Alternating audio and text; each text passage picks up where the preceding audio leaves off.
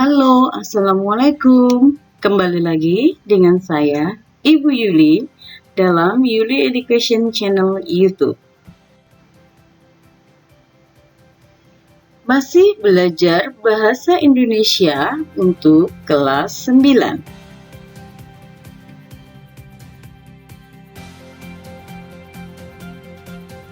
Kali ini kita akan membahas tentang teks tanggapan. Adapun tujuan pembelajaran kita kali ini adalah sebagai berikut. Mampu memahami teks tanggapan, mengidentifikasi struktur, menandai ciri kebahasaan, dan menyajikan teks tanggapan secara lisan ataupun tertulis. Baiklah anak-anakku, kita mulai ya. Tentu kalian sering melakukan komunikasi, baik itu secara langsung ataupun tidak langsung. Komunikasi yang kita lakukan seperti berdiskusi ataupun komunikasi yang kita lakukan melalui gawai kita itu akan menimbulkan rangsangan untuk kita mengeluarkan teks tanggapan.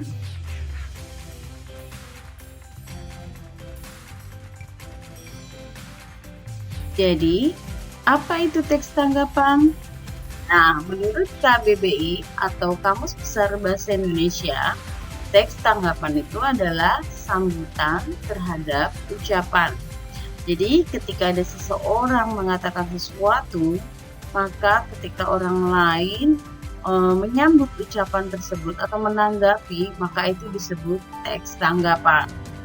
Dan kan, dalam pembelajaran kali ini, pembelajaran di kelas 9, teks tanggapan ini berupa kegiatan menilai atau menganalisis teks sastra, berita, artikel, ataupun karya seni, baik dari sisi baiknya ataupun buruk. Tanggapan yang kita pelajari kali ini berupa pernyataan, baik itu persetujuan ataupun ketidaksetujuan, serta kritik dan saran. Tanggapan yang kita buat haruslah bersifat satu, objektif, yaitu sesuai dengan fakta dan data. Yang kedua, pemberian tanggapan haruslah tetap dengan santun, tidak menyinggung perasaan dari orang atau pemilik karya yang kita berikan tanggapan.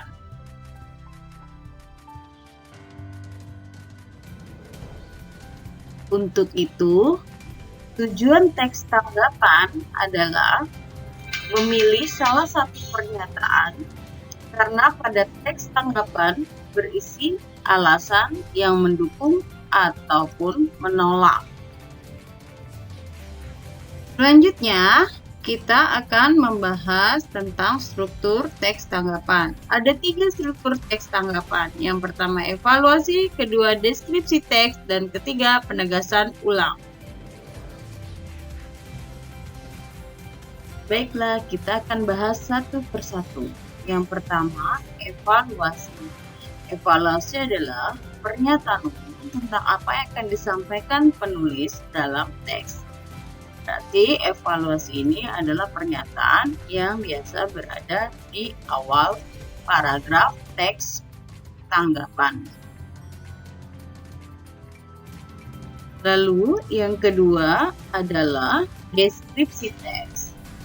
Dalam deskripsi ini memuat informasi tentang data-data atau pendapat-pendapat yang mendukung pernyataan atau melemahkan pernyataan. Dan paragraf di bagian akhir teks tanggapan adalah penegasan ulang, yaitu penegasan ulang terhadap apa yang telah kita nyatakan dalam paragraf-paragraf sebelumnya.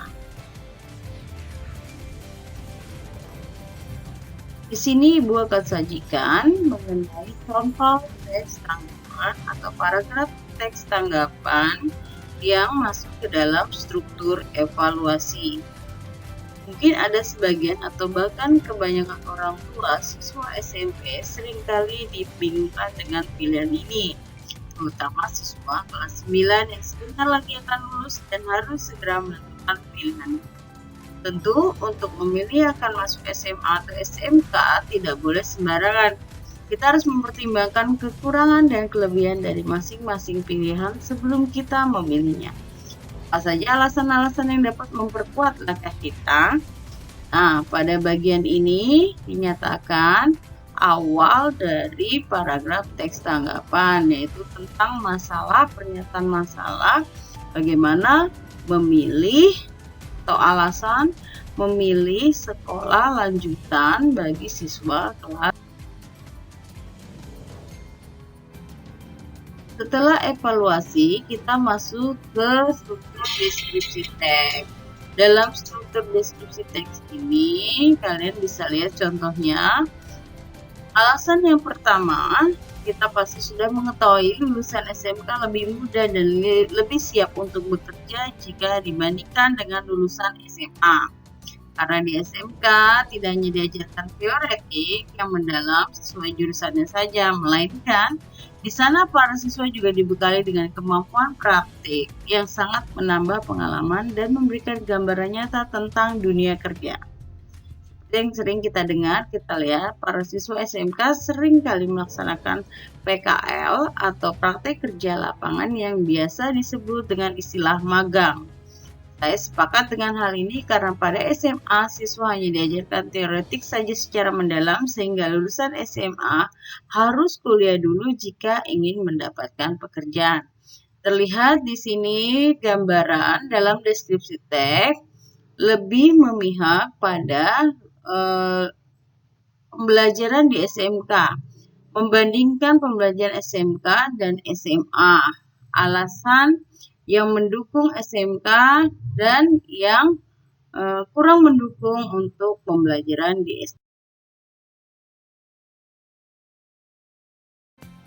Nah, untuk contoh struktur penegasan ulang seperti dengan demikian, siswa lulusan SMK jauh lebih siap kerja dibandingkan dengan SMA, sehingga biaya yang dikeluarkan lebih hemat. Namun, untuk menentukan pilihan itu semua tergantung dengan minat, kemampuan, serta bakat kita. Nah, terlihat di sini lebih ditegaskan apa yang sebelumnya dia dukung. Ketika dia mendukung untuk lulusan SMK, maka di bagian akhir dia menegaskan kembali bahwa siswa lulusan SMK itu jauh lebih siap kerja dibandingkan dengan lulusan SMA. Jadi sama ya bagian akhirnya dengan bagian sebelumnya di dalam deskripsi. Nah, setelah kita mempelajari struktur teks tanggapan, kita akan mempelajari mengenai ciri kebahasaan teks tanggapan. Seperti video-video sebelumnya yang Ibu berikan, ciri kebahasaan ini akan selalu muncul pada setiap teks-teks yang kita pelajari. Nah, kali ini kita akan mempelajari 4 ciri kebahasaan yang ada dalam teks tanggapan. Yang pertama yaitu kalimat kompleks. Kalimat kompleks ini merupakan kalimat yang memiliki lebih dari 2 struktur dan 2 verba. Maksudnya, dalam kalimat ini sudah memiliki minimal 2 predikat. Sebagai contoh, saya makan, saya minum. Kalau saya makan, itu belum kalimat kompleks. Tapi kalau sudah digabung, saya makan dan saya minum, maka itu sudah masuk ke dalam kalimat kompleks karena memiliki 2 predikat, yaitu predikat pertama makan, predikat kedua minum. Lalu yang kedua, ciri kebahasaannya adalah konjungsi. Ini sepertinya sudah sering kali dipelajari dalam ciri kebahasaan teks-teks sebelumnya.